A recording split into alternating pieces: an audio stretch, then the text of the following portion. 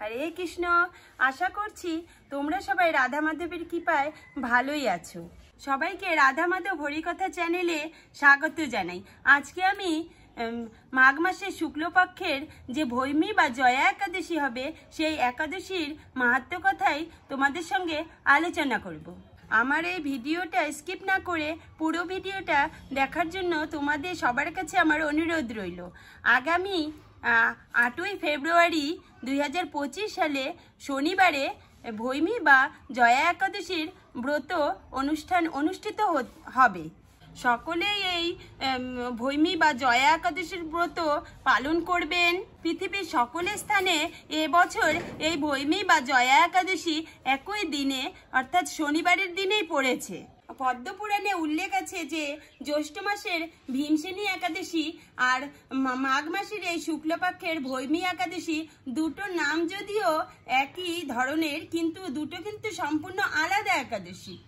যুধিষ্ঠির মহারাজের প্রশ্নের উত্তরে স্বয়ং ভগবান শ্রীকৃষ্ণ এই একাদশী সম্পর্কে জানিয়েছেন যে এই একাদশী সর্বপাপ বিনাশিনী, সর্বশ্রেষ্ঠ আর সর্বকাম প্রদায়িনী এবং পবিত্র এবং মুক্তি প্রদায়িনী। ভগবান শ্রীকৃষ্ণ আরও বলেছিলেন যে যদি কেউ এই একাদশী একবারে জয়া বা ভৈমী একাদশী ব্রত পালন করেন তাহলে সেই ব্যক্তিকে কখনো প্রেতজনি লাভ করতে হয় না।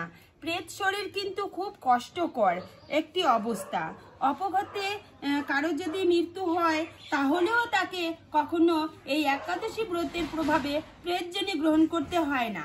প্রেত শরীর মানে তার কেবলমাত্র সূক্ষ্ম শরীর থাকে, মন বুদ্ধি অহংকার স্থূল শরীর কিছুই থাকে না। আরও তো এই ভৈমী একাদশী ব্রত পালন করলে তার কখনো প্রেত শরীর গ্রহণ করতে হয় না, তার যেভাবে মৃত্যু হোক না কেন। কেউ যদি জঘন্য পাপ করে, যেমন ধরুন আত্মহত্যা বা যে কোনো অপঘাতে কাহার যদি মৃত্যু হয় তাহলে সেই ব্যক্তিকে প্রেতজনি লাভ করতে হয়। এই একাদশী সম্পর্কে ভগবান স্বয়ং শ্রীকৃষ্ণ যুধিষ্ঠির মহারাজকে একটি কাহিনী বলেছিলেন। স্বর্গে দেবরাজ ইন্দ্রকে আনন্দ দেওয়ার জন্য 50 কোটি অপ্সরারা নৃত্য করত, গন্ধর্বরা সেখানে গান করত এবং তারা নন্দন কাননে বিভিন্ন আমোদ প্রমোদ করত। সেই সময়ে চিত্রসেন এবং পুষ্পদত্ত নামে বিশেষ গন্ধর্বরাও উপস্থিত ছিলেন। সেখানে পুষ্পদত্তের পুত্র মাল্যবান এবং চিত্রসেনের কন্যা পুষ্পবন্তীও উপস্থিত ছিলেন। সেখানে মাল্যবান গান করত আর পুষ্পবন্তী নৃত্য করত। দেবরাজ ইন্দ্র সেই নাচ ও গান উপভোগ করত। তখন মাল্যবান ও পুষ্পবন্তী দুজনেই যুবক ও যুবতী ছিলেন। তারা নাচ ও গান করতে করতে দুজনের প্রতি দুজনে আকৃষ্ট হয়ে পড়েছিলেন। তারা দেবরাজ ইন্দ্রকে আনন্দ উপভোগ দেওয়ার বদলে তারা নিজেরাই আনন্দ উপভোগে লিপ্ত হয়েছিলেন। তখন দেবরাজ ইন্দ্র তাদের উপর অতি রুষ্ট হয়েছিলেন।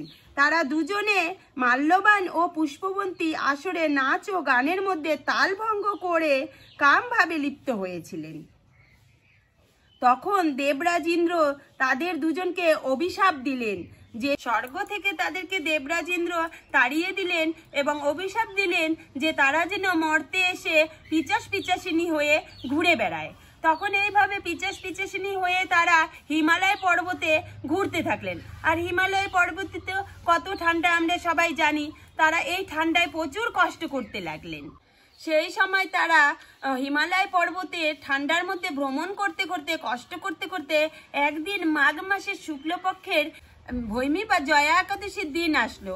আর তারা সেই দিন তারা কোনো খাবার জোগাড় করতে পারলো না এবং তারা সমস্ত দিন না খেয়ে দিন কাটালো এবং পেটে খিদা থাকলে তো কোনোভাবেই ঘুম ধরে না। তো রাত্রিতেও তারা খিদার তাড়ায় ঘুমাতে পারলো না, তাদের রাত্রি জাগরণ হয়ে গেল। তারা কিন্তু জেনে বুঝে এই ভৈমী বা জয়া একাদশী ব্রত পালন করলেন না, না জেনে শুনেই তাদের ভৈমী বা জয়া একাদশীর ব্রত তাদের পালন হয়ে গেল। পরদিন তারা হঠাৎ তাদের পিচাসত্ব দূর হয়ে গেল, তারা তাদের দিব্য শরীর লাভ করতে পারলো এবং তারা ভগবানের বিশেষ ব্যবস্থাপনায় তারা স্বর্গে আবার চলে গেলেন এবং স্বর্গে যাওয়ার পরে তাদেরকে আবার দেবরাজ ইন্দ্র জিজ্ঞাসা করলেন তারা কিভাবে এই স্বর্গপ্রাপ্তি হয়েছিলেন। তখন পুষ্পবন্তী এবং মাল্যবান দেবরাজ ইন্দ্রকে করজোড়ে প্রণাম জানিয়ে বলেছিলেন যে এই মাঘ মাসের শুক্লাপক্ষের যে ভৈমী বা জয়া একাদশী, সেই একাদশীর ফলেই ভগবান শ্রীকৃষ্ণ তাদেরকে এই দিব্য শরীর প্রদান করেছেন এবং স্বর্গে আসার অনুমতিও দিয়েছিলেন। দেবরাজ ইন্দ্র খুব খুশি হয়েছিলেন এবং দেবরাজ ইন্দ্র বলেছিলেন যে যারা এই একাদশী ব্রত পালন করেন তাদের প্রতি দেবরাজ ইন্দ্র খুব খুশি হয়, তাদেরকে কখনোই অভিশাপ দেয় না। দেবরাজ ইন্দ্র তাদেরকে আরো বলেছিলেন যে তারা সবসময় যেন এই স্বর্গেই থেকে যায়, আর যদি কেউ এই জয়া একাদশীর ব্রত পালন করে তাদেরকে কখনোই প্রেতজনি গ্রহণ করতে হয় না। তো সকলেই এই একাদশীর ব্রত পালন করবেন। 8ই ফেব্রুয়ারি 2025 একাদশীর ব্রত পালন করবে, আর পরদিন পালন হবে রবিবার 9ই ফেব্রুয়ারি সকাল 10:01 মধ্যে। এই ছিল আজকের একাদশীর ব্রত মাহাত্ম্য। এই মাহাত্ম্য কথা শ্রবণ করলে সর্বপাপ বিনাশ তৎক্ষণাৎ হয়ে যায়। আমাদের এই রাধা মাধব চ্যানেলের ভিডিওগুলি যদি আপনাদের ভালো লেগে থাকে তাহলে লাইক, কমেন্ট, শেয়ার অবশ্যই করবেন। আর আমাদের এই চ্যানেলে যদি নতুন হয়ে থাকো তাহলে আরও নতুন নতুন ভিডিও পাওয়ার জন্য আমাদের চ্যানেলটিকে সাবস্ক্রাইব অবশ্যই করবেন। হরে কৃষ্ণ, রাধে রাধে।